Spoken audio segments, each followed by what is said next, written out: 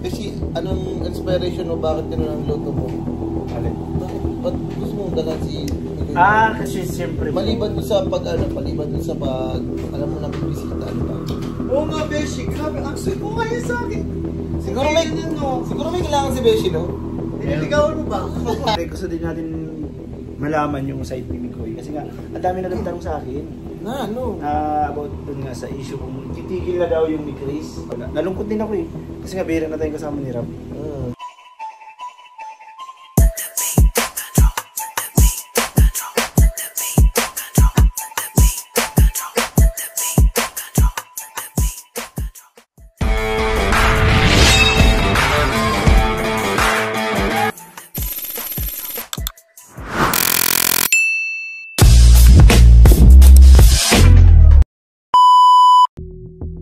Nagtataka rin kayo.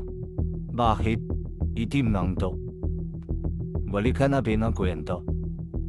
May isang pagkakamali na gawa si Kalingap Cultural Playo sapagkat halos 2 minuto na siya nagsasalita, ngunit hindi pala nakaplay. Ayun guys, take 2. Kasi guys, siguro guys mga nasa 2 minutes na yung nasabi namin ni Beshi. Tapos bigla pong di pala na-play.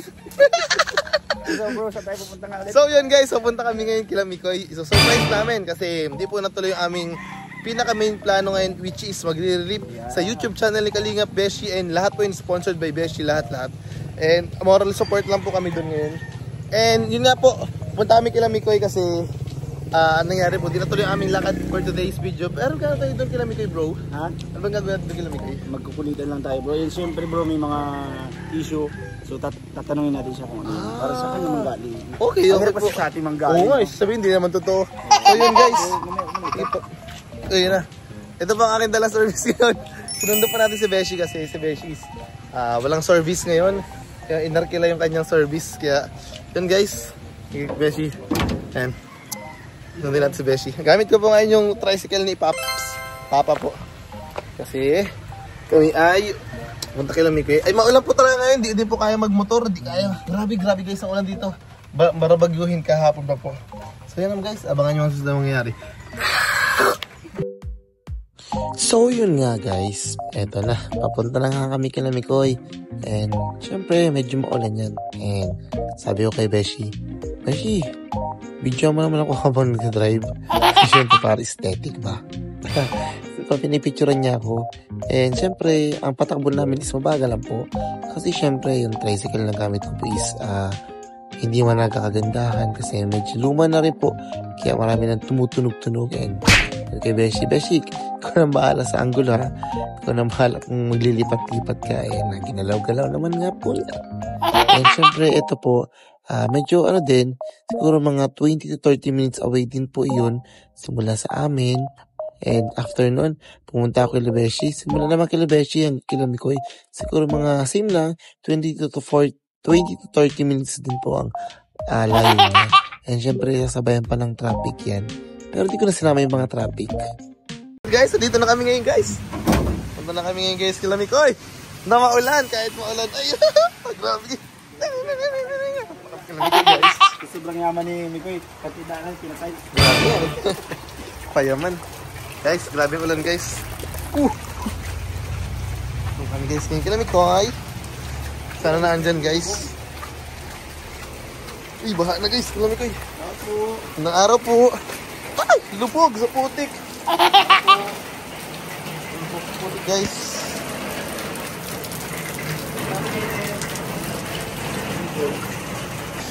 So yun guys, andito na kami guys. Ay, may narinig ako. Ano yun?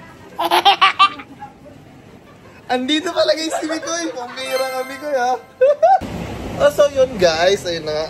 Na-prank po si Beshi. Beshi, parito. Anong feeling ng parang Mikoy ulit? Napag-tripan na naman. Ano bro, grabe yung gulat ko. Pero talaga, akala ko wala siya. Ako din bro, mag-intro na ako sa labas sa amin. Ay, malungkot na ako. Hindi matutuloy yung plano natin. No. Kumaulan pati talaga, kaulan-ulan talagang inanuhan namin ni Beshi. Pinapunta. Yes. Kaso yun, punti na lang kami ni Mikoy. And siyempre, ano lang kami dito ngayon, waiting lang din. And abangan nyo po sa channel po ni Beshi kung paano na-prank siya. Yes. Yeah, yun lamang guys. So, syempre, kapag may tambay, iyan mawawala. Di mawawala ang kainan. So, yun. Thank you so much po nga pala sa mga sponsor natin. Unahin natin si Kalingap Beshi. Siya po ang nag-sponsor niya isang buong manok. Siya mismo po ang nagluto niyan. Siya mismo po ang nagkatay niyan. Ay, joke lang po. Yun niya po yung sentro. Pero totoo lang po na si Kalingap Beshi po mismo ang nagluto niya. Kasi kung hindi po matatanaw natin, may negosyo siya na fried chickenan. So, yun na nga. And syempre, yung sinangag naman is si Nico ay nagluto kasi nakita niya idala si Beshi. So, pinartneran niya ng napakasarap na sinangag. Sobrang sarap, guys. 100 out of 100 kasarap. Kaya nag-prepare lang po. And mamaya, open na rin yung si Nico. Sasabay-sabay na kami sasabi. And ito na, guys. Open na, guys. Na si Nico, and ito po. Chismisan po kami yan habang kumakain. And gusto niyo pong marinig ang chismisan namin, pwede niyo po i-visit si Kalingap Beshi. Hanapin niyo po i-upload niyo dyan. Nagpunta siya kila may kayo nagbumisita. Yan guys, ang dami kami niya sinabi about sa issue, about sa buhay, about anything guys. Ang dami dyan na open. Awang nakaano si Beshi. Di ko lang alam guys kung ikakat ni Beshi or hindi. Pero talagang sobrang nag-enjoy kami dyan sa sinangag, sa manok. Sobrang sarap guys. Talagang sobrang busog yung isang buong manok. Halos mabilis na namin maubos. And si Mikoy pa nakatalikod kasi hindi siya nagmalay guys na may camera sa likod. Sabi ko nga naka-timelapse naman kaya no problem. And yun guys, kamakain lang kami and marami pa mga mangyayari guys. Abang-abangan nyo guys. Sa dulo ng ating video, may mga revelation yung nangyayari. And parang kapi-kapi lang na naman tayo dyan. Siyempre, yung kapi mo pala is antipla si Beshi. And si Mikoy naka-juice kasi nagkapi na raw po siya kayo ng umaga. Ito naman po kami ngayon, tamang eating pa rin, and nag-enjoy naman nagkwentuhan kasi na-open din namin yung about sa mga iba't ibang issue din. Kasi grabe issue talaga ngayon guys. And hopefully, mag-okay na lahat. Pero, syempre guys, abangan yung dulo ng video to. Kasi marami ditong revelation pa rin. And siguradong magugulat kayo sa maaaring maririnig nyo or pwede rin naman na ay nawala. Meron pa pala. So yun guys, and may revelation dyan guys, and talagang may mga something na rin kami nararamdaman about sa mga fans na talagang and mga bashers syempre. Kasi sana guys, mapanood nyo mabuti sa hanggang dulo. Pag mabot kayo, comment down below guys. So yun guys, nakatapos lang din ni Mikoy guys. Yun, dito po kami. Thank you po kay Mikoy.